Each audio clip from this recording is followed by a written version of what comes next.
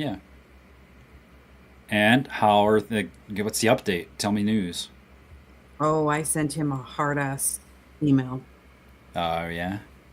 Yeah. So did say he gives him 7 days, but it'll probably be nine because it's the Yep. weekend, right? Yeah, yeah, yeah. And yeah, if not, I'm starting proceedings, man. I'm done. Yeah, good. Good. Good. Zoa, good to see you. I'm just going to go ahead and start things up here. We are going to start today off with the latest from Dario. Lesson from China's middle class: pay for your debts until you can afford to do so. What does There are that mean? times when yeah, I know, right? It's like, yeah, it's cognitive dissonance. There are times when I believe that there wasn't a massive cultural and language barrier between China and the major Western countries, in particular with the US, while Germany would love to deal more with China commercially if they still had the option to do so. Both parts of the world could learn from each other's mistakes more often. In today's article, I present you with the actual situation of China's middle class in three sections: lucky ones, the smart ones, and the screwed ones, so you can better understand how to deal with the incoming and likely brutal economic downturn that's about to hit the US and Europe, learning from those who already entered it and have been dealing with it for a while now. Before we dive into the three different categories, it's important to have a clear picture of what characterizes the modern China middle class. Education till the end of the university cycle is prioritized versus learning and nurturing practical skills. Consumerism and continuously seeking lifestyle upgrades. Settling in large urban areas. White collar jobs. Parents with little or no debt, a generous public pension paid by the current workforce, owning at least one real estate property, and a comfortable amount of savings. Single child.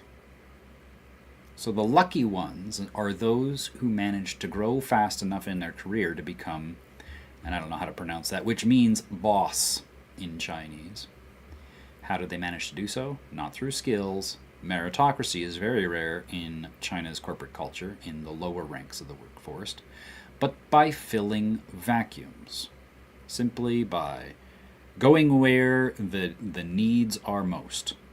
Meritocracy, that is very, very prominent in China, but at the government level, not in not in the workforce. Prior to COVID-19, almost no Chinese who studied abroad or even Chinese universities was seeking to work in the mainland. Why? Going to Hong Kong, Europe, or the US as a fresh graduate, you could earn 3 to 5 times more at least. Considering this was happening for a long time, there was a shortage of graduates to fill the ranks of fast-growing Chinese corporations, both public and private. Consequently, when seniority promotions came in much faster as soon as a new batch of fresh graduates joined the ranks, since those with enough experience could already be placed in responsibility roles in offices or factories. Climbing the social ladder in China might not come with massive salary or bonus improvements in absolute terms, but it surely brings in significant perks and privileges. Some corporates even provided free or heavily subsidized housing that put together allow the person to build a good stash of excess savings. We have a something similarly happened in Canada over the last 2 decades, where corporations like Tim Hortons in particular. Tim Hortons, Zoa, I don't know if you know what a Tim Hortons is, but it's basically like your Dunkin' Donuts. Yeah, it's the worst possible fast food you could possibly get. They've got sandwiches and that kind of thing, but they started off as a donut shop, and expanded into other drinks, and they can do the frozen frappuccinos and it's just the worst quality stuff you can possibly get. Even the coffee I don't even think is actually coffee. There has been trace amounts of cocaine in their coffee. Yeah. But what they did to get the dominance that they got in this realm was that they would bring in immigrants from especially the Philippines. They liked the Philippines a lot because the Filipinos coming here working for $5 an hour minimum wage, they were able to send a lot of money home, and that was king's money in Philippines. But how they got away with paying them minimum wage or sometimes less was by buying a house in the town where their shop was, or wherever the establishment was. They would buy a house, and then they would take all of the workers, like 15 of them, and put them into that 3-bedroom house. And because they're paying for the housing, that was part of their wages. So then now they didn't have to pay the wages. Yeah. So anyway, yeah, you get it. It's the same kind of thing where, if you want to do this, you want to climb the social ladder, you got to find an employer that's going to pay for your housing and call that wages so that you can start saving some money.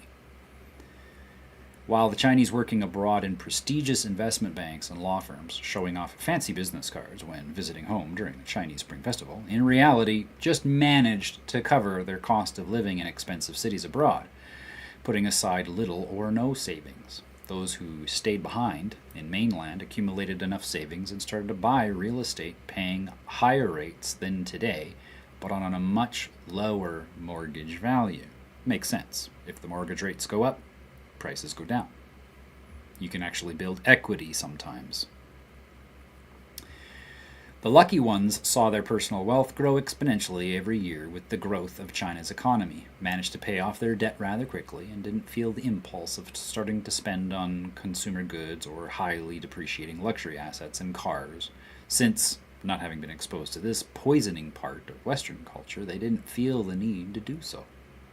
Fast forward to today, these people in China have no debt, very safe job position, and a steady, comfortable income to live without much stress. Those are the lucky ones. On to the smart ones. In this category, you find those Chinese living abroad who, after 2008, were smart enough to understand China's economy was about to take off. Remember we talked, I don't know, were you there part of the conversation last week? Yeah, we talked about the ghost cities. Yeah. So they recognized the opportunity that China was presenting both the world and then their locals.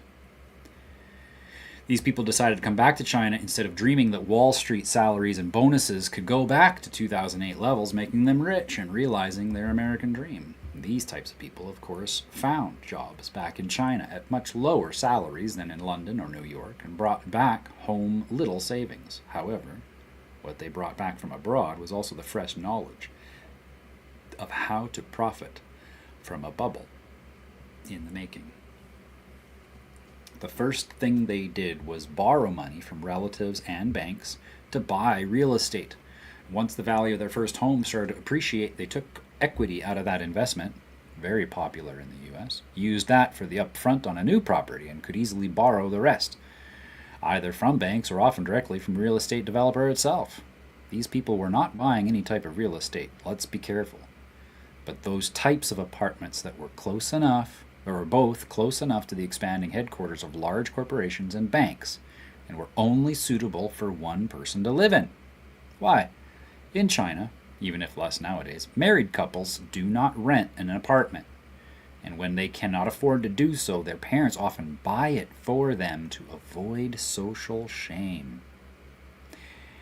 However, a single person just graduated from university and likely changing jobs after 2 or 3 years was the perfect target for rental income. The even smarter people kept doing this, ignoring the fear of missing out bug from Chinese stocks in 2014 to 15 that caused tens of millions of people to lose all their savings and join a vast army of Chinese gig workers. Gig workers are like freelancers. When did the smart ones start to cash out? repay their debts, and then live comfortably off the stable jobs and newly secured wealth. It still generates additional rental income for those who own at least one well-located rental property. In mid-2018. Why? At that time, real estate price increases started to lag behind China's inflation rate, and that was the signal to cash out. A process helped by the sudden inflow of foreign money into China that saw the future in the non-stop growing real estate sector.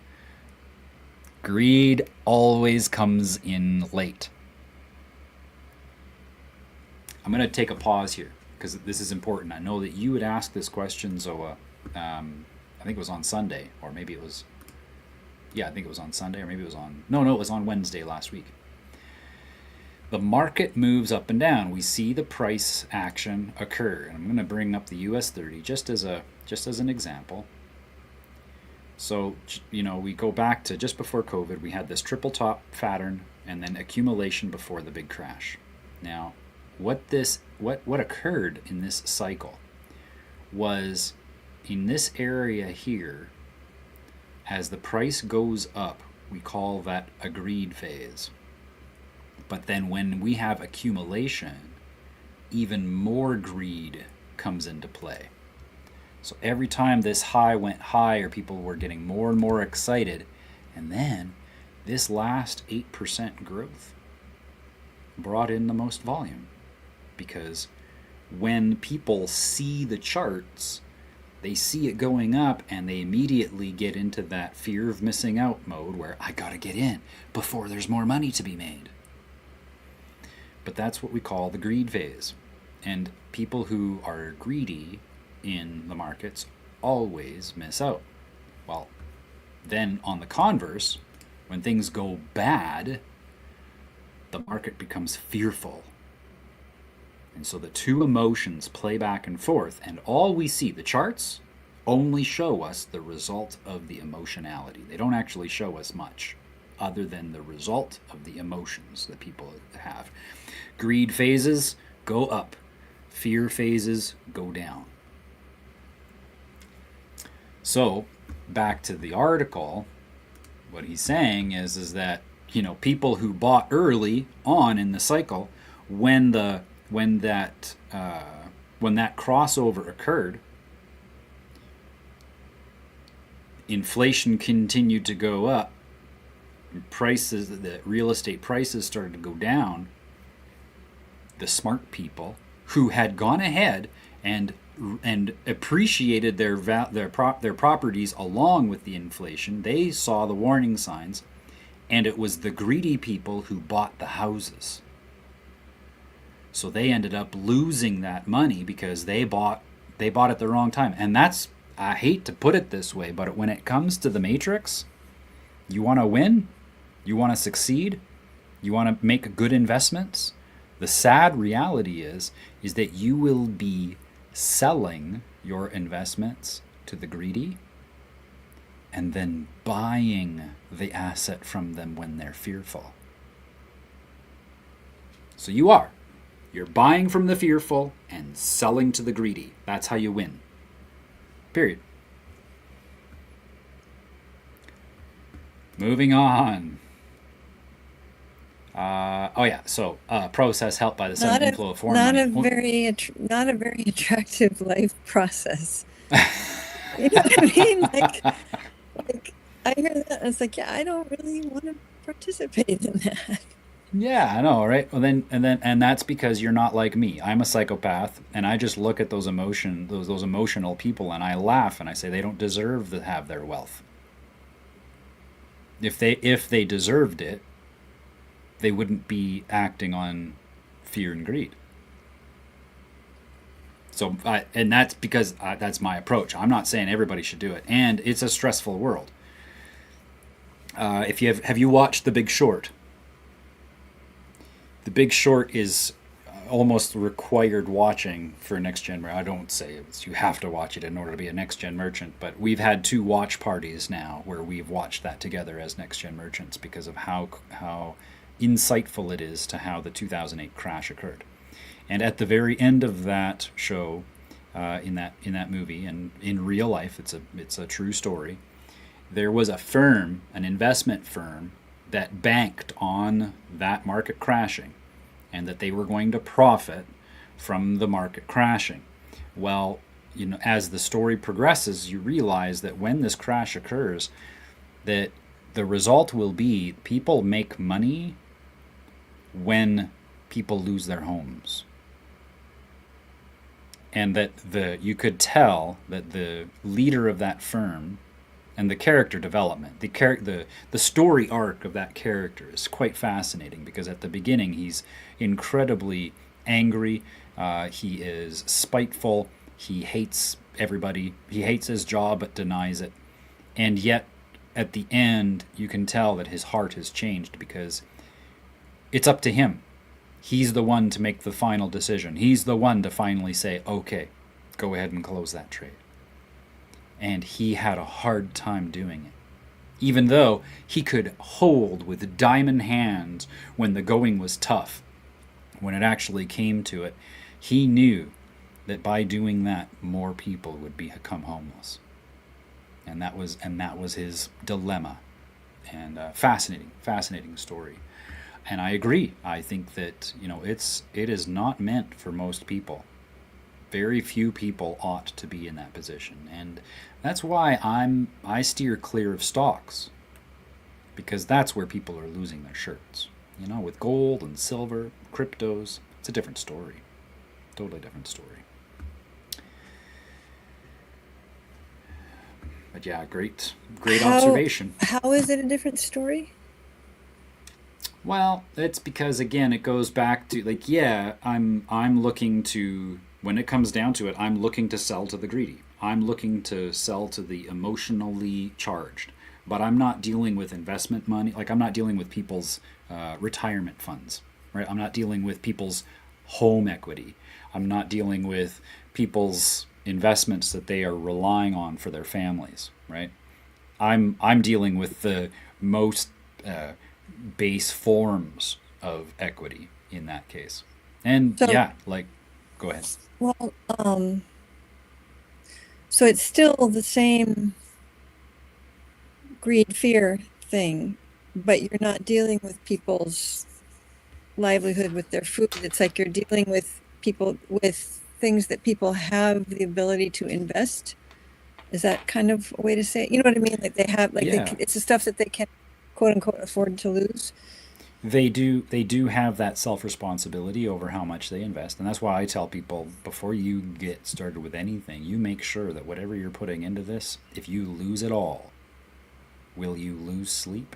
Because if you would lose sleep over what you lose, you shouldn't be putting in a single red cent. Is that true of Because silver and gold too, though, where you're actually doing it to try and get that's something more different. solid than fiat? So you're talking more about crypto? Yeah, Okay. Yeah, yeah, because crypto is ones and zeros, right? I that's mean, right. it's like, but gold and silver, that's a different. There's a hard asset to that. Yeah, absolutely. And the other thing is that I also recognize that if I am not one of the players making money during this, Hmm.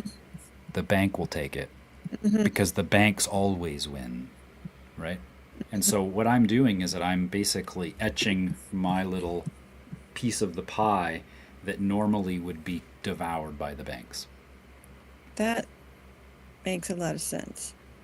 And then, of course, my intention is to take that money and do wonderful things with it. Right. That's the I other have, thing. yeah, There's the Robin Hood aspect of it, right? Like, yeah, even if there's people a, are losing their homes, if you can make something, can you help some other people have a place to live in the future, right? Like, yeah, yeah. yeah. And another way to look at it is, recognizing this is a scriptural thing. And when I say scriptural, I don't mean the Bible, but that, from a perspective of our soul, it's actually a lot easier to be virtuous when you have little. When you have a lot, it takes more resolve to be virtuous. And I look forward to the challenge. And I think it's because, I definitely wouldn't have been this way 5 years ago. 5 years ago, I was greedy. 5 years ago, I had just finished. Well, now it's 6 years ago. Is it? It'll be 6 years in the fall when I made $1 million. I went from April, the end of April in 2019, to the end of September. I made $1 million. And it was a wonderful experience, but I was not in the right headspace. And because of my lack of discernment, I had partnered up with people that did not share my values, right? And so that resulted in the a loss, even.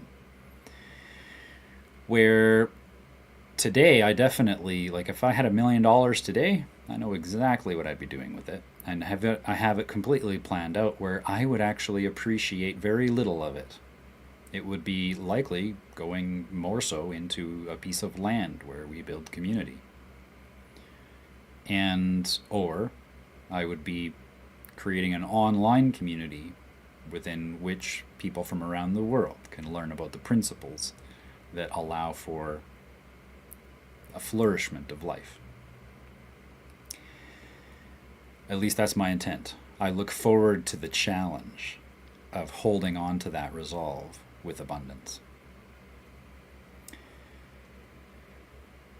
So, yes, so they cashed out. The people that had the smart ones, they sold their places at the peak of their real estate market. And this process was helped by the sudden inflow of foreign money that China saw into China that saw the future, right? Because that money was coming in, that greedy money was coming in. And these are going to be the investors that are just reactive with their money.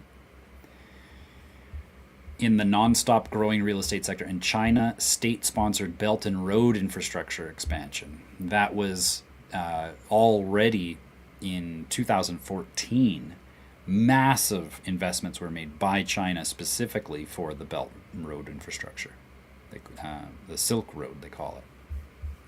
And I'm just now noticing there's some chats here. Flourishment of life. Thanks for writing that. You can't send 1/15 of your housing back home.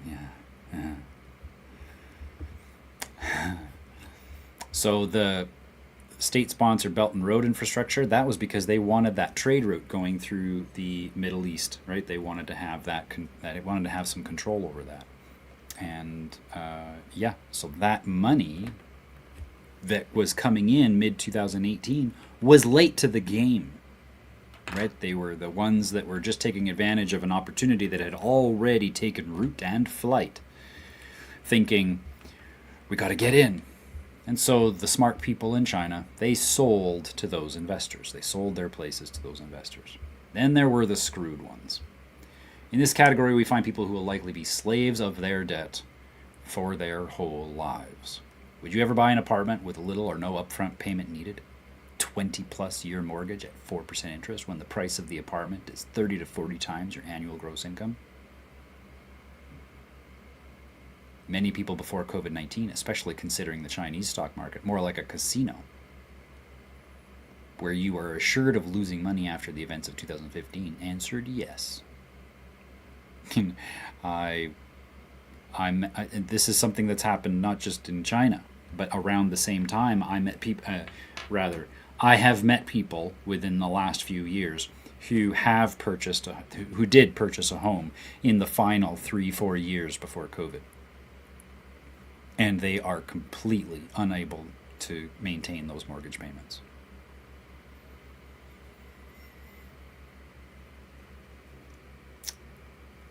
Not only is their answer yes, but since they are so scared of home prices becoming more and more unaffordable, they even rushed to pay in full for apartments that more often than not, the real estate developer had not even started to build yet. Remember what I mentioned above? Culturally seeking not owning an apartment often translates to not being able to marry and start a family in China. Combine these two factories with real estate developers' unbelievable greed in seeing such an overwhelming demand from hundreds of millions of people, plus foreign investors, and you have the perfect setup for a disastrous real estate bubble. These developers even started using the money from the apartments they sold on paper to purchase more land, to sell more apartments on paper, rather than developing those they were already paid to deliver. That happened in Edmonton. I managed an apartment, or it was not an apartment, it was a condominium, individual owners of each unit. And that was happening there. The developer was taking in the monies from current owners of one complex, and they went and marketed to that complex, and they said, "Thank you so much for being a customer. We're starting another development." And they went to those buyers, and they took that money, and they started building yet another apartment with it. And they hadn't even finished dealing with all of the deficiencies from the first one.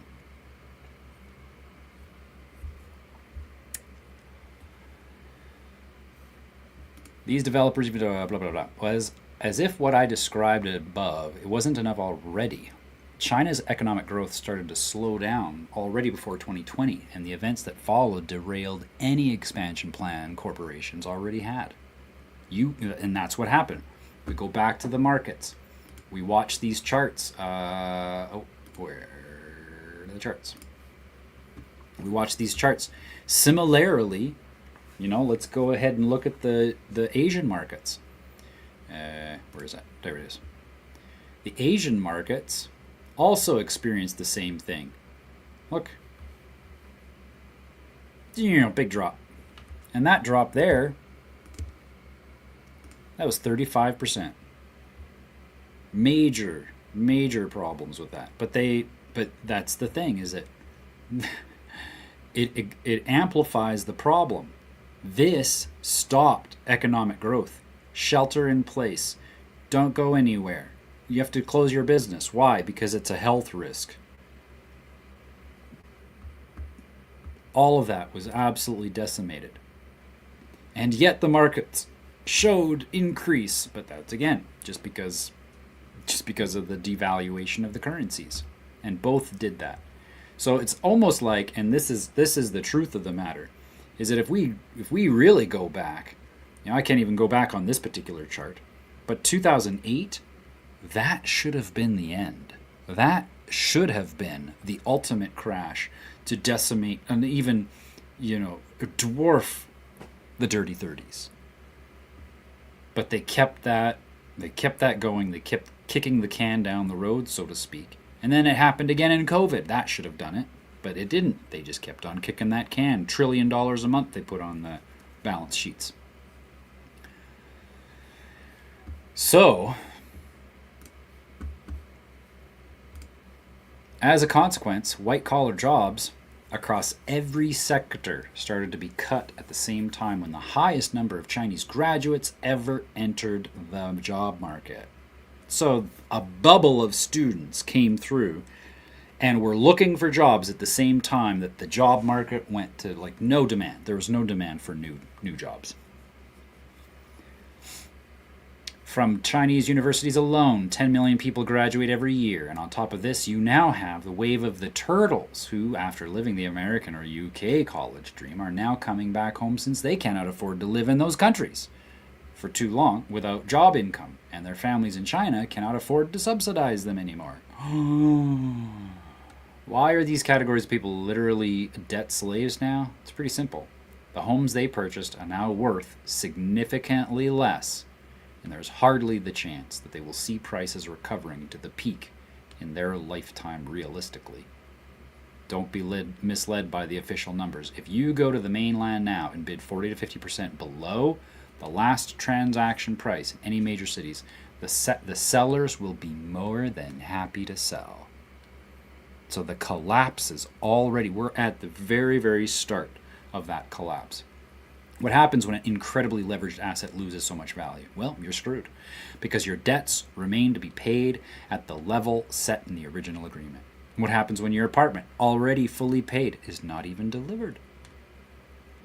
Not only do you have to pay your monthly mortgage, now you'll have to pay rent to live in a different apartment, losing any chance to put aside any savings because it's gone. I hope this article today helps everyone still living in the debt-fueled dream in the US and Europe to open their eyes to the dangers they're facing and make sure they cash out of their gains in time to be debt-free, or at least make their debt sustainable in the long term before it's too late. You know, it's funny. This article, when I scanned over it, I was reminded of a meeting that I had about a month ago with a local group that their focus is on solutions. How do we help recover from this economic catastrophe known as Canada? And on that, there I was showing people the value in realizing who you are. This has always been about identity. And in that conversation, someone asked in the chat, and I could tell from the way that they worded the question, they were looking to discredit what I was trying to say because it came from the language pattern of the slave. And they said, "How much property do you own?" And I said, "None. I'm renting right now." And if you were smart, you'd do the same.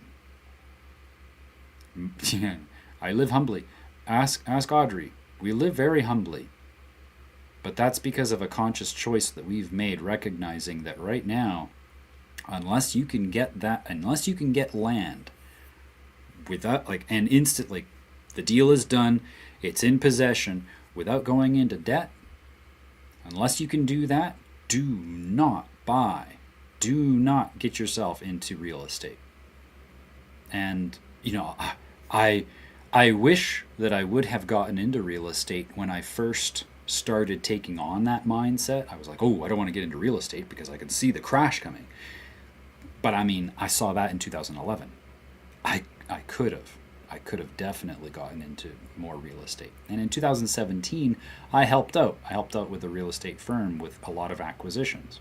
And we were actually, because in 2017-18, there were a lot of people who were experiencing a negative equity in their homes because they bought before 2008 and they still hadn't recovered from the crash. And so there were instances. Yeah, go ahead. So if you had bought in 2011, is the idea then that you would have, I'm just wondering, just checking if I'm tracking that you would have paid it off so that you weren't in debt? That, are you saying in hindsight that there was time to get in, pay it off, and not be in debt? Yeah, not necessarily pay the whole thing off. That's a very short time to pay off, especially Yeah, if you're that's getting like a 3-bedroom, 2-bathroom house to rent to a family or something like that. There you're likely not to have that paid off for about 25 to 30 years. right. However, since 2011 going into, say, 2017-18, when the real estate market was at a peak, enough equity would have been paid down that I probably could have profited off of a house like that, probably $80,000 to $100,000, because enough equity would have been paid down, but enough of the mortgage would have been paid down to actually cash out some equity. Hindsight's always 20/20. And I was also very new. So this time around, I'm recognizing exactly the strategy. Wait, and wait. When the interest rates are high, there will be a lot of people who are going to be in a dire need. And there, it's a different story as well, because you see, those people, while they are fearful, I will be in a position to assist them, because they will be in a situation where they would lose everything, and then it'll go to the bank. And they would be grateful to conduct a deal privately where they can go and pay off what is necessary of the debts. But that, but I will be able to get a place for a good price at the same time. So there will be a win-win situation when the time comes. Yes, they're selling from a fearful state, but I would be able to, with intent, actually put them into a better place than upside down. or $2,000 a month in payments that they just simply can't afford. And that is the strategy when it comes to real estate. You never want to buy when things are going great in the market. You want to go when things are going very poorly, recognizing that you are going to be assisting people getting out of a situation where normally the banks would acquire that property. And then the banks, they'll probably just try to sell it out for, whatever is left owing, right? Sometimes even less, because they recognize they might not be able to get because the equity's so depleted, right? It's way better to help a family out than it is to wait for the banks to pick it up. And what about, say, people that bought a long time ago and they're paid off on their house? I mean, I hear some people saying, oh, you should just rent. But like if in this, I don't know, I'm just curious about people that they're not paying mortgage anymore. Of course, they're paying property tax and all that stuff, but they're also not dealing with rising rents, and they have a place to live. Yeah. So it's not Yeah. investment, not getting that and renting it out to a family, but that they're actually living in it themselves. That's a totally different story. And in those situations, I encourage people, like, if you are wanting to cash out, if you need the liquidity, sell now. If you don't need the liquidity, if things are good and you're able to maintain your payments with taxes and all that stuff, if you're able to maintain that, do everything you can, get some silver and some gold and wait it out. But definitely do not use that equity and do not leverage that equity in getting more land. A lot of people are tempted to do that right now, especially those who did buy before 2008 and were able to work it off. They see now that they have some equity and they're tempted to go out and either do a line of credit to make improvements to the land, or worse, I don't want to say worse, but or they're leveraging that equity to get another mortgage. Right? What's the worst thing you could possibly do? You'll lose both places. If you have a property and it's paid outright, and you go ahead and you leverage that equity to go and acquire a mortgage on another property of similar value, you will lose both properties, period, especially now.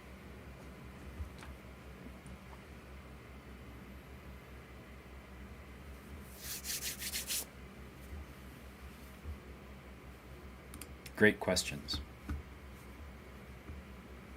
You know me.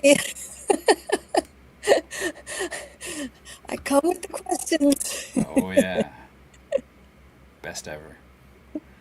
Okay, we'll bring up some more charts here. We'll just kind of talk about the state of things at the moment.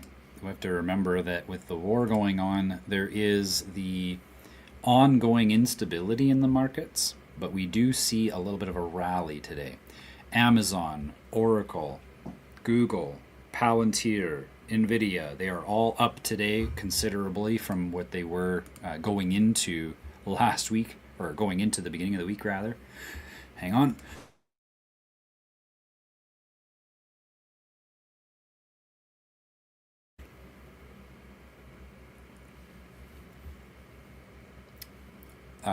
So they're showing some life coming out of the bad week that was coming through from last week. There was a meme that I saw. Whenever the charts go red, there's always a meme about it, and there was a picture where the guy was looking at the charts and it was red shining in his face, and they put it, red light therapy.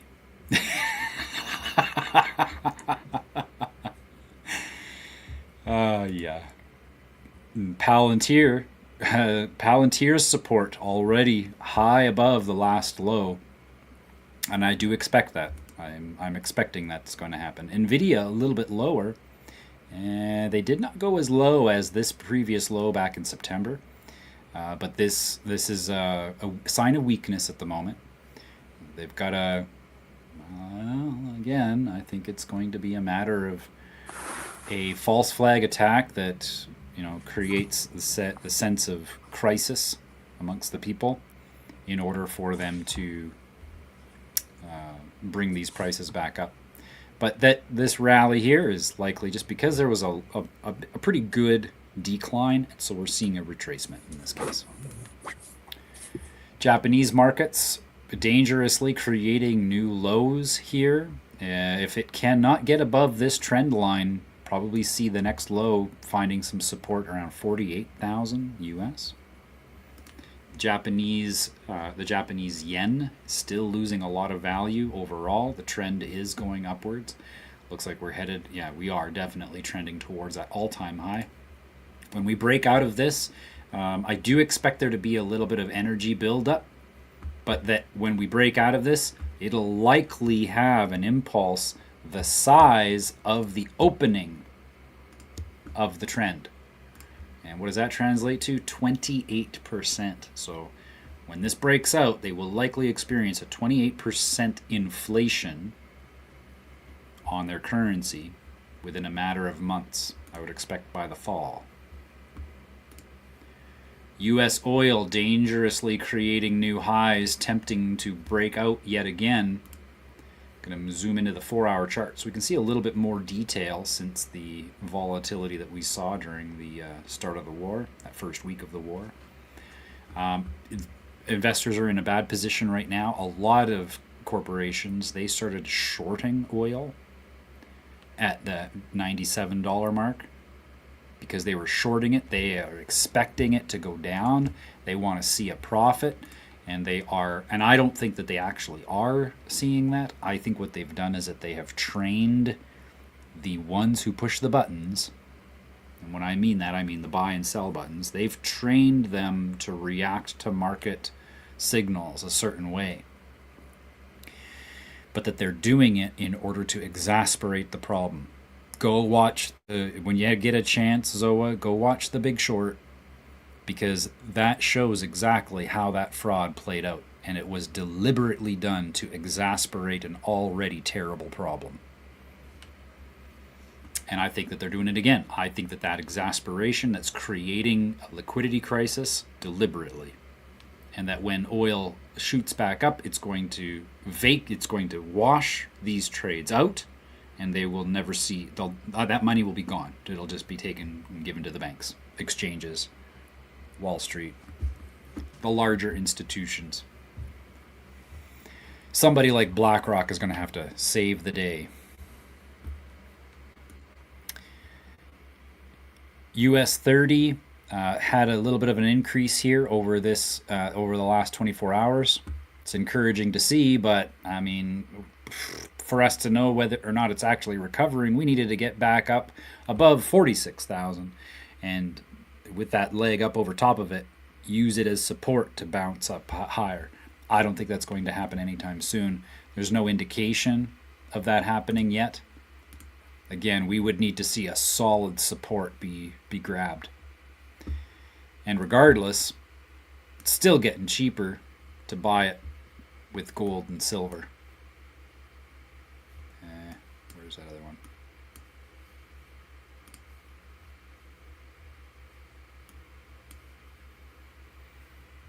Oh, it's a little bit more expensive in silver right now.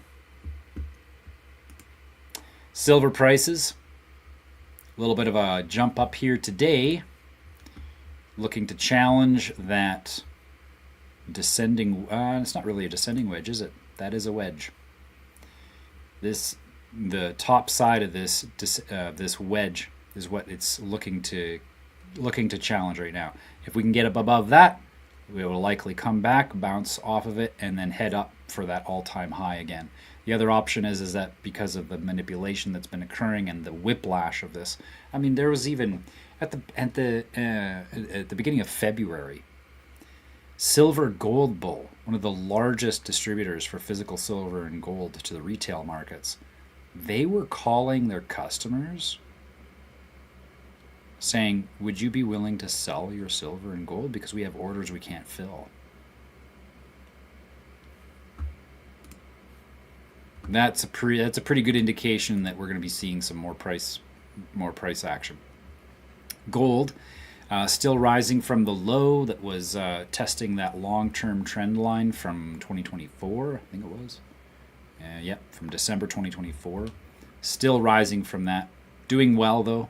It's recovering very, very healthily. The next pivot point that we really need to see is above $4,800 US. Once it gets above that, I think we'll see an easy time. Well, the next resistance might show up around 5,000, but I don't think that even. I don't even think the 5,000 is going to create much of a resistance. I think that it'll come up, bounce underneath it once, and then just shoot right up. Might even just do a pause. We've seen that before too, where it like goes up and just sits, and then goes up another shelf. Gold silver ratio still consolidating here over the last few weeks.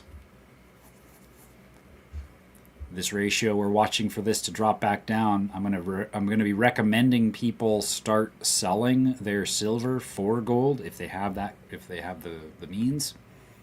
Once we start dropping below this, it'd be worth it. Bitcoin dominance. Oh, go ahead. What do you mean by if they have the means? If they have silver, then I'm not sure what that. I'm not sure what means. Yeah, what does means mean? Well, so let's say, for instance, the ratio between silver and gold. Let's go before COVID. In this area here, in this area here, the ratio was 89 ounces. So 89 ounces of, let's go 90 just for easier math. You know what, actually? Let's just say 100, because then it's even easier math. 100 ounces of silver would have cost you at this point in time, we go to the silver prices just before COVID, $18. So 100 ounces would have cost you $1,800. But those 100 ounces of silver today are worth $7,400. You can get an ounce of gold, more than an ounce of gold for that now. The ratio is more favorable now than it was then. And so the means that I'm referencing would be, if you are looking to get some gold, but gold is extremely expensive, you may use some of your silver, because now, if it goes down again and we start getting down to like 30 ounces, for those who bought silver beforehand, they could get an ounce of gold for $600. Because that's all they spent. $600 is what they spent back in 2019 on those 100 ounces. Right? Now they can go ahead and get... But does that mean that everyone that didn't get it then... So it's like a different ratio, like if somebody bought it at 25 and somebody bought it at 40 and somebody bought it like, does that change their relation? When this ratio changes between gold and silver, does that change what's best for them to do at that time? Obviously people that got it at 18 or 20 are going to do better than people that got it like now at 65 or something. But does it mean like if people didn't, what's a concise way to talk about this? At what point, what price did they get silver that it wouldn't make sense for them to convert it to gold if we get down to that 30? This is the beauty of market analysis. As you come here, you will start to recognize that the price that you bought doesn't matter nearly as much as the value of the asset. See, in April of 2025, silver in April of 2025 was already $33, right? $15 more than previously in COVID. But in April of 2025, the gold-silver ratio was 107. It was less than 1% the price of gold. Mm-hmm. And so even though you bought silver at a higher price, you got it at a better ratio. Okay. So that when that ratio starts to equalize and come back towards where it's supposed to be, should be about 15 ounces of silver for every ounce of gold. That means that now those 100 ounces of silver will be able to get you 5 times as much gold as it could have then.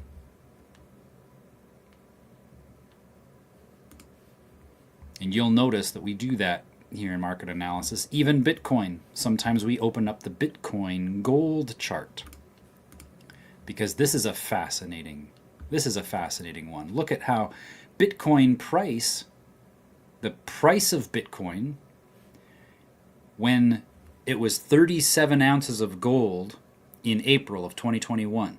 You could get 37 ounces of gold and you could get 1 Bitcoin. But then it did it again here, and then later on we went through the dark night of the soul here. This is when Biden was in charge. And then, Biden was the actor. Then in December of 2024, it came back up, and it was again 39 ounces of gold to get 1 Bitcoin. But now Bitcoin is worth $108,000. It wasn't worth 69. The value of Bitcoin went up, but not against gold. In fact, technically, here, as the price is going up again, it's getting cheaper in gold. This is that mindset shift that we need to get, where we need to start separating our minds from the value of something in comparison to the US dollar. Why? Because it's collapsing. Deliberately, but it's collapsing. We need to get our minds away from that and start looking at what are things actually worth. And gold and silver, well, those are those real world assets that allow us to have a greater representation of something's value, of the value of something. So that's why with the US, go ahead. when you say cheaper, did you say cheaper in gold or cheaper than gold? It's cheaper. Cheaper to That buy it with means- gold. Cheaper to buy Bitcoin with gold. Yep. Okay. Man, I mean, the lowest it's been is a long time ago. It was really cheap. Like you could go, here's 2011, where it was 7/100ths of an ounce of gold could get you 1 Bitcoin. But that's because the price was so low, right? So that makes sense. When it finally got up to 1, look at that. November 2013, 1 ounce of gold bought 1 ounce or 1 Bitcoin. But that ratio has gotten to be more expensive because Bitcoin went up.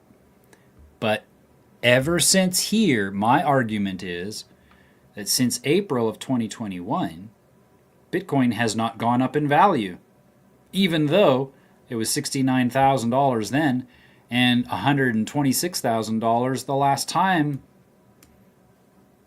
The last time it was 37 ounces of gold to get 1 Bitcoin. The Bitcoin was 126. That tells me that this period of time here, that Bitcoin's rise in price was inflation. Wasn't actually the value of the Bitcoin. It was the value of it in dollars, but that the value of Bitcoin was actually the same as it was when it was $69,000. Does that help? Yeah. It's a different way of thinking, but this is how we have to think.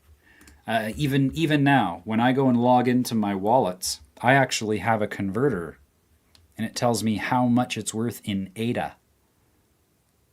Because I'm more interested in how much ADA can I get with it than how much dollars I can get for it. That you can get for Bitcoin or for Any of the coins. Anything. Okay. So you just All of my wallets are that you're way. just saying you've just changed to measuring it in ADA. That's right. So I'll give you an example. This is another trading platform. I don't use this. This is another charting platform, I should say. We go to the market here, and let's go ahead, and here's midnight. When I click on midnight, it brings up the chart. I'm going to go ahead to the daily chart so that, oh no, actually midnight's pretty new, so I'm going to go like this. This is the 4-hour chart on midnight. But we see that midnight, the movement of midnight is actually pretty tight. It doesn't go up and down nearly as much as it does when I click on midnight here. The volatility, let's go to the 4-hour chart so we're even, or a 2-hour chart. So this is volatile, but that's because it's being measured in accordance with the dollar. So this volatility, it doesn't happen when I go and look at the value of it. There is some volatility, granted, but it's not nearly as volatile. I'm more interested in how many ADA does it take me to get midnight. And when I'm looking at my midnight, I'm looking at it, how much ADA is it worth? Simply because there's less volatility. When it's going all over the place, to me, that's like, I can't tell how much this thing is worth. Why? Because it's all over the place. The moving average here is a lot smoother. And it's just a different way of thinking. You know, that's why the most simplistic example that I have going on right now, which most people are able to, and I know you're getting it, but I'm going down this rabbit hole a little bit because it is important that we start thinking of the value of things compared to the value of things. You know, the dollar is not a thing anymore. It has no substance. But that, you know, the markets have gone up. Let's go to the daily chart. You know, So in since bartering, there could be a chart of like, how is chicken in relation to corn this week? perfect. Yes. Yes. How many coins does it take to get a chicken? Yes. Yes. Oh, it's We a are bad all week for chicken. Yes, we are all going to be bartering. Absolutely. We're going to be bartering. When a currency collapses in Venezuela, most recently, the example that they have is that in the street markets, you could get a basket, and the basket was woven with the currency. The currency was worth less than the basket. And so then they took the currency and folded it in such a way that they could make a basket, weave it with the paper, because it was worth more at the market. People were paying more for the basket than the value of the currency in which it was made. It's the barter system all over again. So what at the market there, you're saying they weaved the money in. What currency or what thing were they buying the basket for? Oh, that Or there with- was barter. with, I mean. So yeah, so they would either there was actually a movement within that local market, and the only reason I knew about this was because during that time I hired Venezuelans to help me with my agency. Remote work. Oh yeah, can you go and edit this website for my client?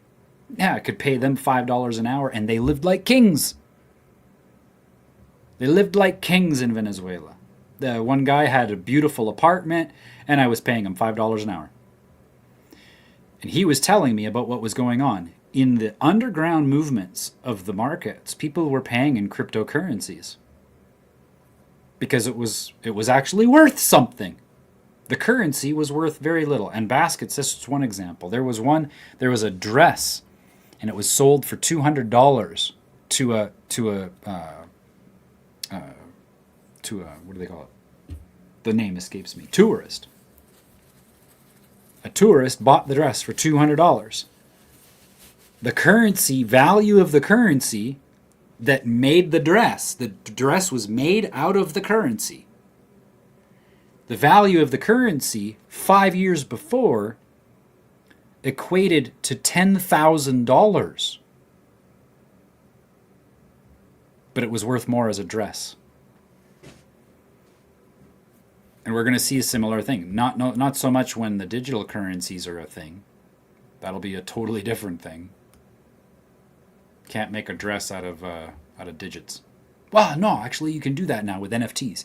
You get the NFT, it's just ones and zeros, and you could make a dress for an avatar in a video game.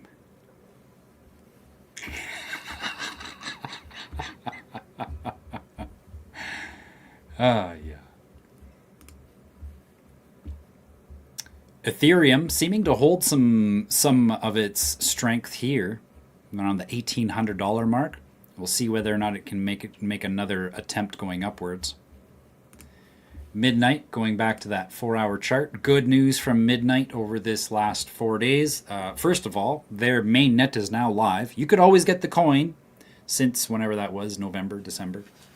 But their main net had not been active, meaning that you could trade the coin, but there were no contracts yet being created. Now you can write contracts on Midnight. Simultaneously, within the last 3-4 days, Memorial Bank in the UK. Do I have that open? I do not. But the Memorial Bank in the UK is a regional bank that recognizes the banking crisis that's coming, and they know that they're going to have to facilitate cryptocurrencies within their infrastructure, and so they have partnered with the Midnight Foundation, because it's a foundation. The Midnight Foundation and this bank are collateralizing loans with Midnight.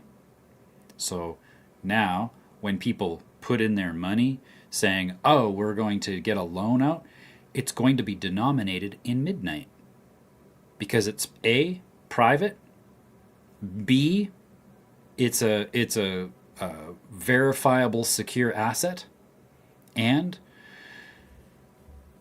it's able to interplay, we call that interoperability, with all the other coins. So it doesn't matter what kind of cryptos you want to get, your bank will allow you to exchange and contract with those other currencies on that. And they are starting things out with £250 million worth of loans. Now, these loans are going to be used in the private sector. So businesses, especially farmers, they're going to be needing it. We're going to be seeing a lot of need for other forms of finance. And DeFi is a wonderful place to go because it allows it to be perfectly private. ADA bouncing off some lows again, but we are still in that market structure, butting up against old C levels from 2023. I'm looking forward to this coming back, aren't we all? Dragon Riders, most of them started buying around 90 cents. Right now sitting at 24. It's a pretty big loss, but they're holding on. And the reason why is because they know that recovery to the previous all-time highs, if we go from 90 cents, recovery to the all-time highs is 242%.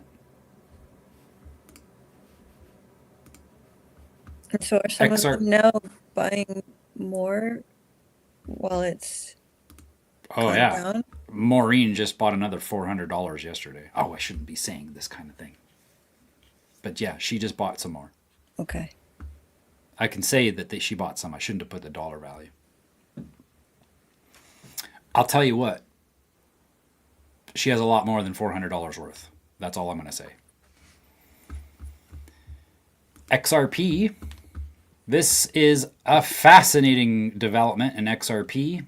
And I put the article up in our Telegram channel for everybody to read. In fact, I'm going to bring that up because this is pretty significant. XRP has been promoted as being one of the most important let's go back to that article here. Here we go. There it is. And bring it into here. New tab and go. So XRP was purported to be the coin to replace the SWIFT system. And in fact, it was positioned to do so. It was capable of doing that. But they said that SWIFT was going to be made irrelevant and that all of these banks would be able to trade back and forth. And they've spent the last 10 years promoting that. And I know people who are extremely affluent, especially in interbranch and interbanking, so from one institution to another, doing wire transfers all the time, especially for larger business like in the oil industry. They use the SWIFT system because they got to wire transfer things right around. Simply because of how much they're transferring. They're moving $250,000 at a time. That's a small transaction, right? So the SWIFT system has been employed to do that. Well, XRP was purporting to be able to replace that. And they have the relationships with the banks. But of course, you think about it, XRP was started up by a private association, and it's all done so privately. You know, you can facilitate these transactions privately as well. I've never been a fan of it, simply because if you're trying to get in bed with the banks, you're an enemy of mine. And so I never liked it. But people went full on into XRP, and still to this day, they swear by it. Well, this article was sent out, and I only just came across my desk this last week. But on the 5th of March, Swift came out with this article saying, oh yeah, no, we're making our own. Yeah. We're making our own cryptocurrency, and we're going to use it instead of the Swift system.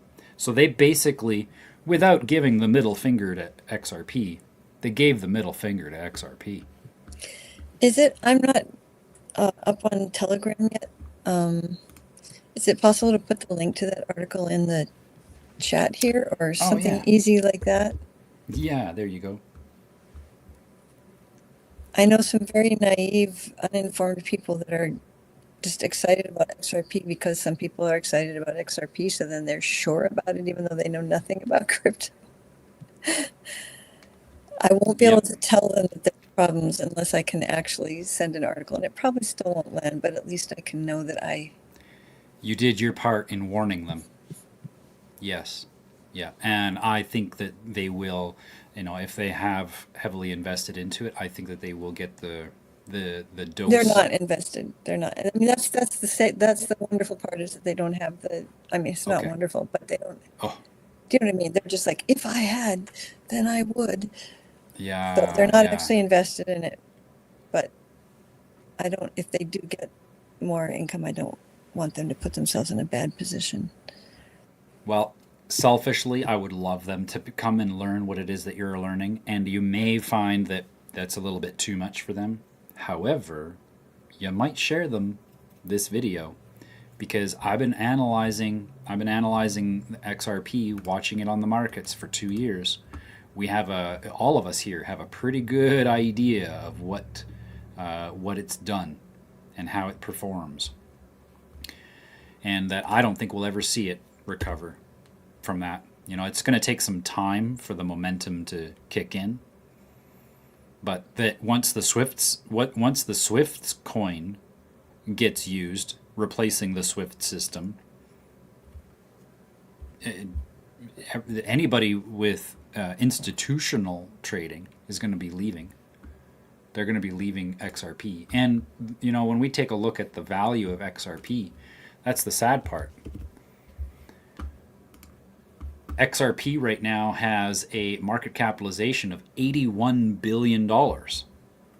Most of that is institutional right now. And there's tons of people who are vested into it, but you can bet your boots that once that institutional money is taken out, and once the people see that it's never going to be used by Swift or replace Swift, and it makes sense. Look at the banking institutions. Look at who they are, and look at what it is that they accomplish with their degeneracy and their evil.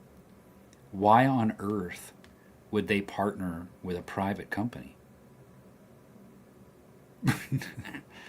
Why are they going to allow their interbranch transactions be facilitated by a corporation outside of their control. I'm not going to do that. I've always been suspect of XRP. And yeah, I think that a lot of people, especially in XRP, are going to get that rude awakening this year. BitTensor, though, finding that strength, we were looking at this the last 2 weeks. Its increased strength is largely due to the increased interest from large corporations. Just last week, NVIDIA and BitTensor had a big meeting, and there's a signing. They are going to be utilizing NVIDIA chips to help process LLMs for the big companies like Gemini, Meta, Grok, so on and so forth, on a decentralized infrastructure. But of course, with this infrastructure, you're going to have to get their token, and their token, can't get that without an exchange, and they can see all that attributed to your ID. That's why for me it's like, I would never, I would get it because of the profitability aspect, but there's more than enough coins out there that you don't have to vest into this. I'm sorry, I was typing a note to myself when you said that, and I missed you just delivered something important. And I heard it enough to know it was important, but not enough to register what you said. Oh, okay. No worries. I'll go Because I back a was little bit. typing a note about what you were saying. You know what I mean? That's Yeah. the thing. You type That's- about one thing and you miss the next thing. It's all good, yeah. This is going to be one of the companies. Remember how I've talked about how money is going to be transferring from one form into another. I believe that BitTensor is actually going to replace Oracle.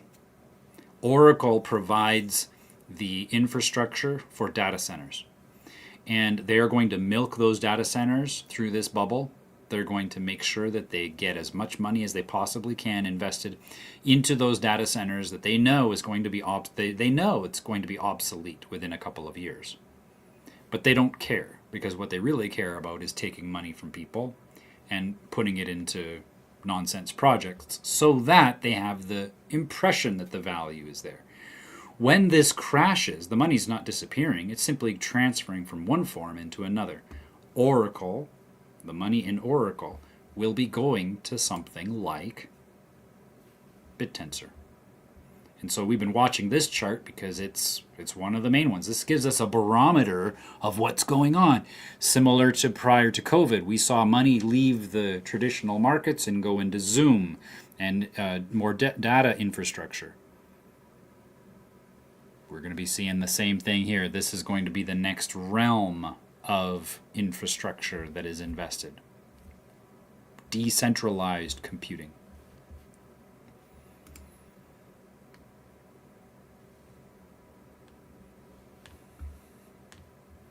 I just took a note, that's all.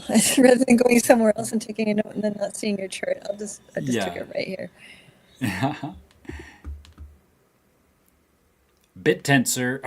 Fetch. Fetch is one of the AI ecosystems that I value simply because of the values that the founders have. This is a large, I don't know if it's or if it's a foundation. However, the number of partners that have come together in this decentralized autonomous organization, or DAO for short, they have been developing the technology since the 80s. They are not going anywhere, and when you go and listen to the values that these people have, where they're coming from, the heart-centered, I would say, approach that they look at it, where if we're going to be having these machines, which inevitably we will, simply because it's going to be like the internet. Already today, it's equated, what AI is doing now is equated to what the internet was doing in 1996. Just getting started and just beginning to blossom into what it became. AI is now at that space where we're just starting out playing around with it on a larger scale. Well, these guys have been developing that technology since before the internet was available. And their work is always focused on how do we make it private? How do we make it so that you have control over the machine? Do not trust someone else to operate the machine for you. Have it self-managed, self-governed. And that's what I value. So we watch this chart. And I've got some of their coins. And actually, I bought before Fetch was even a thing. Fetch has only been around. Oh no, yeah, Fetch got started here in February of 2019. But it was in 23 and 24 where I started putting some money into the Cardano version of this coin. And now it's a larger coin on the Ethereum network. Simply because Cardano wasn't, especially for the first, especially in this period of time, Cardano wasn't the onboarding method of choice. And so having this option on Ethereum just made it more available for other people to partake. And what was this coin called again? Fetch. No, but you said something. I thought you were talking about something other than Fetch that had these values that's been going since the 80s. And oh, I see. Fetch AI is that's the token. The name of the organization I always forget because it's a long one. I think it's called Artificial Superintelligence Coalition or something like that.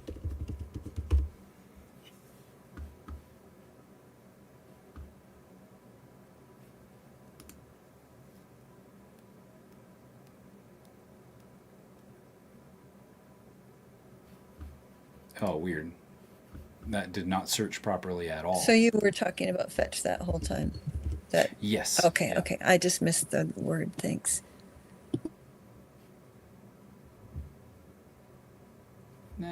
Why is it not showing up here?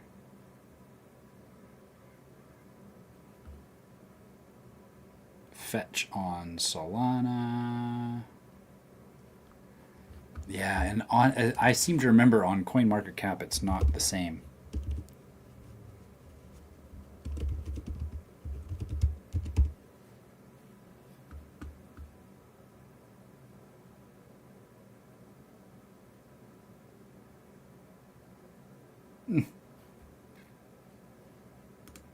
Here it is on Solidus.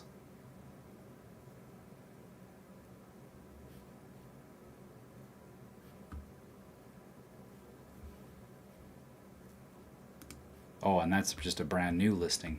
Okay, well, I'll have to try to find that. But yeah, it's Super Intelligence Alliance or something like that.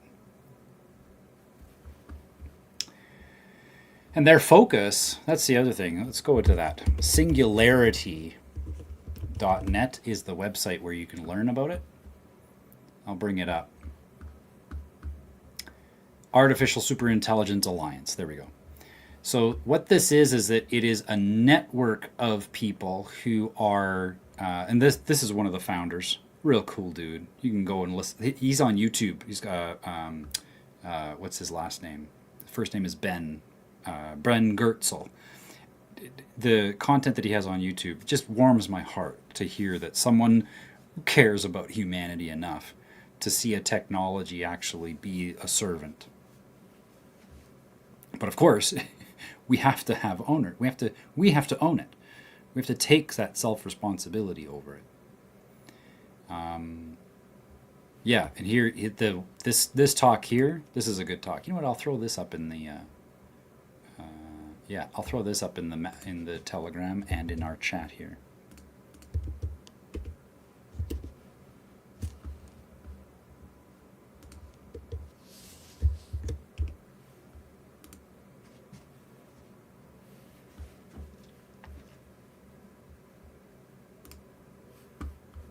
Last coins we'll check out here. We got Polygon down sitting at all-time lows. This one here is going to be more so in the gaming bubble, and I'm excited for that one. So I'd be dollar cost averaging into this one a little bit now. Desync, same idea, be dollar cost averaging into this. I'm going to likely throw in, I've put in an amount back in June. I like showing this one.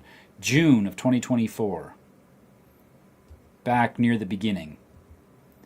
And there's June 20th. I'll go to the 15th because I think it was around then. So right now, this one is down 91%. I'm going to put in the same amount again, because when it comes back and I recover from that 91% loss, the second deposit, the second installment will go up 956%.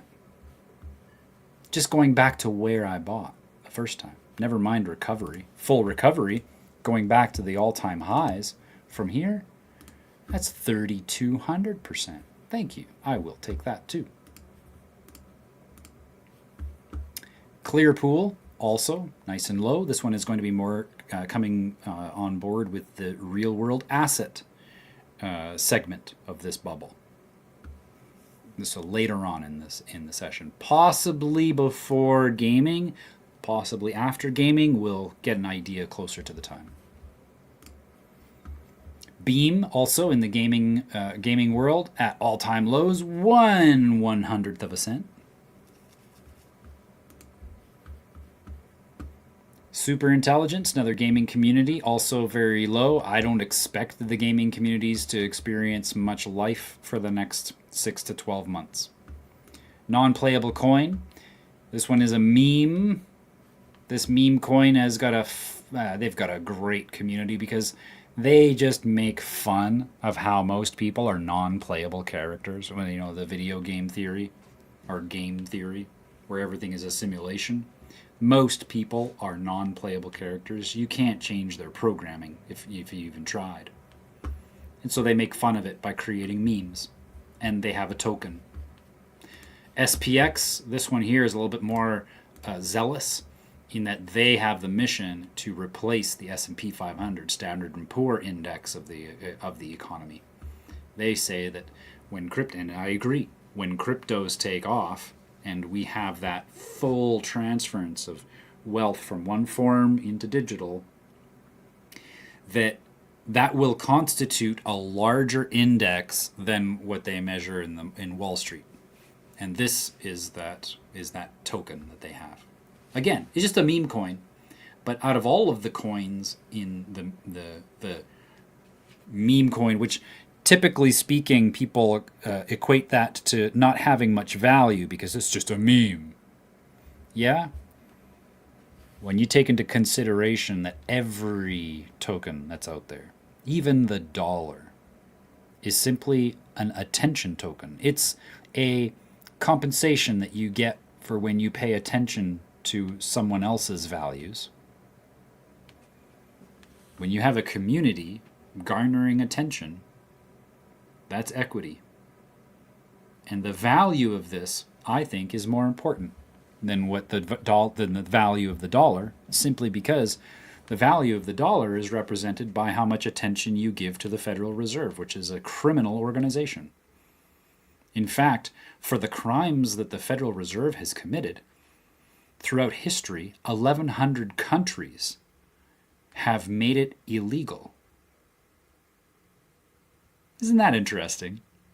And the US, they've been doing it for over 100 years. So this token represents something of value, more so than the dollar, even though there's no inherent value to the coin. The value is in the community and what they believe in. No different than the dollar. They're all meme coins, even Bitcoin. Bitcoin was the first meme coin. A community of people getting together saying, hey, let's decentralize finance. So they went ahead and did it. And now they have a coin. And it's worth something. It's actually worth more in compute than it is in value. What do I mean by that? To mine a Bitcoin, right now Bitcoin is $67,000. One Bitcoin, $67,000. Do you know how much electricity you have to consume in order to mine one Bitcoin? $40,000. So it costs $40,000 to mine one Bitcoin, and it gives you $27,000 profit. And that's only going to go up. Because electricity is going up now, especially with the oil prices going up. Everything is going to go up.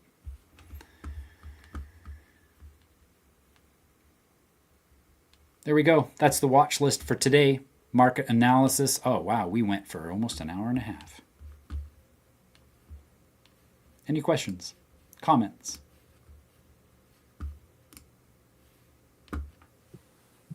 Just continued wow. It is a wow.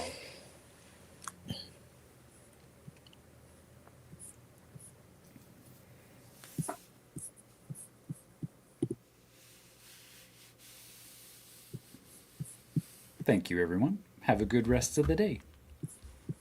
We'll see you tomorrow. Are you coming tomorrow, Zoa, to Dragon Riders?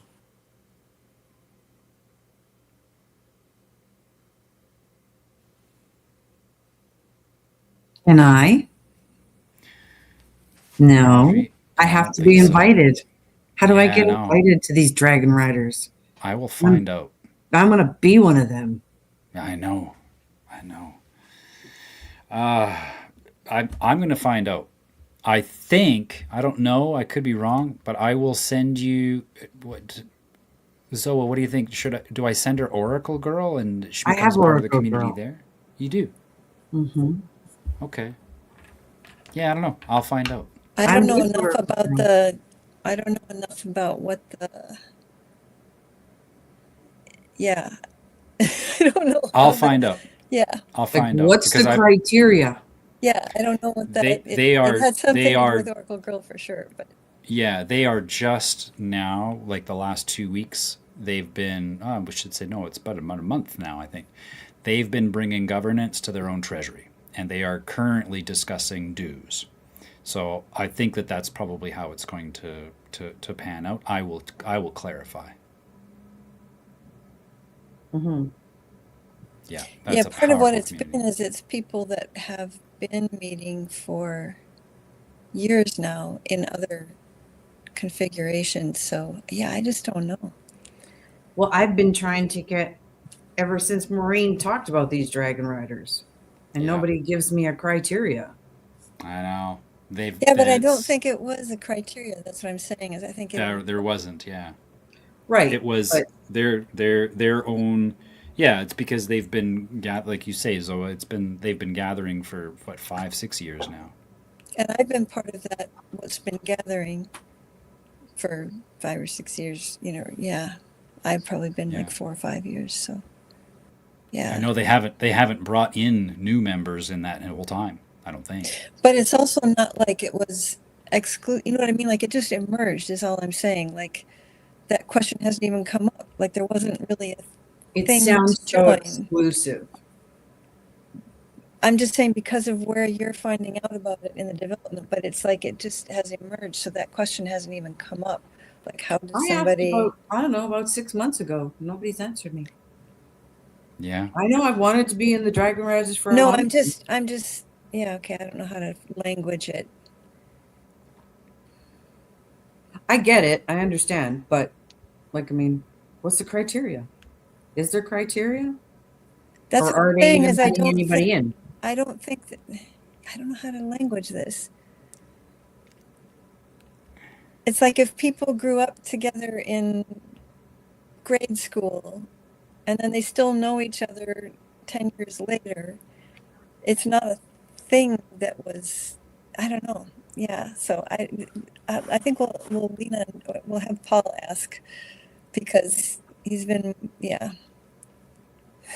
I am of the mind that Dragon Riders will be turning into an online community where there's membership. And it's But that not it- formed yet. That's not Right. like Yeah. hasn't been discussed, hasn't been, yeah. There hasn't Yeah. been a membership to join previous to now. So, yeah. It is the most. It's the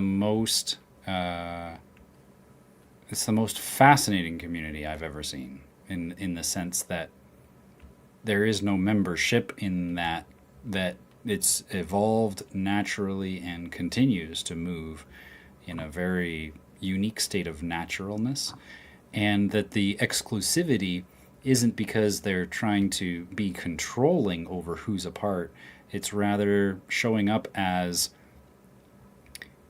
it's showing up as a unique mutual understanding of what the group is, and that if someone were to come in, they probably wouldn't last more than a couple of weeks, simply because that body of conversation is foreign. And the only reason I got to be a part of it, in a sense, and I'm not even really a part of it, other than as this, one of jurisdictional awareness, able to help them find governance on their own. And that took a year of conversation to get to that point. And I'm of the mind that there will be a component of what goes on. I'm not even that all of the Dragon Riders will be a part of it, but that there will be an aspect of Dragon Riders that creates an online community where other people can start learning about these principles of that purification of consciousness, and how to show up as a minister in their individual communities. I think that that's going to be a component coming soon. How many Dragon Riders are there? I don't even. There's more than what I meet with, and I meet with 10. And then there's other people that are known, like, because this actually came out of other communities and other. Yeah. It's just people that kind of, hey, do you want to meet about this or something? And so it's like we know each other from previous, like when we're saying it's been 5 or 6 years, Dragon Riders hasn't been 5 or 6 years. But like, oh, we met in OnStream, and then Yeah. we're in the listening circle, and then so it's like some people are still in association, but they meet in a different call or whatever. So it's just this organic. And I then there's love this it moment where it's kind of like, is this something? Are we something? Just, Yeah. and I'm going to ask too. I don't know. Like this conversation probably shouldn't be on YouTube, so I don't know if you can Oh, edit out yeah. or whatever. So I can 'cause- cut it. Yeah. Yeah. And I'll stop recording too. I gotta get going.